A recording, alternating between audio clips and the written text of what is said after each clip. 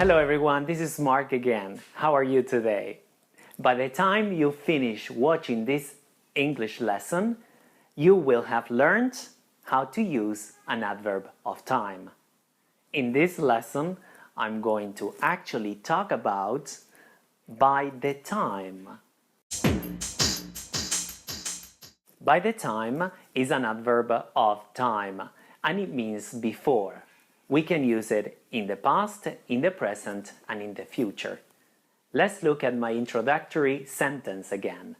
By the time you finish watching this English lesson, you will have learned how to use an adverb of time. Okay, if you can see, this is by the time with a future intention, okay, with the future. So, the formula for the future is by the time plus present, okay, the present of the verb that you want to use, and then the main clause, which is the second clause, is with the future perfect. I repeat, by the time you finish watching this English lesson, you will have learned how to use an adverb of time. Okay. Now let's look at by the time with a past action. We use by the time plus past simple, and then the main clause we use the past perfect. So I could give you an example.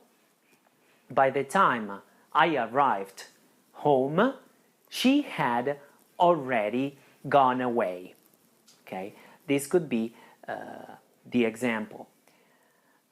Now with the present, we use by the time plus present simple and then the present perfect. So by the time I arrive home, she has already gone away. Okay.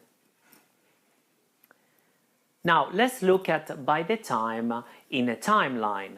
Okay, you can see that the first part of the sentence is the second part of the timeline because something came before by the time.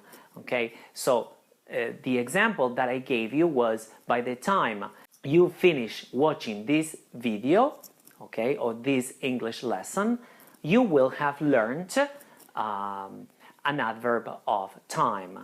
Okay, an adverb of time is the first action that happened in the timeline, and then finish the video, the English video, is the second action that you will see in the timeline. Now let's recap.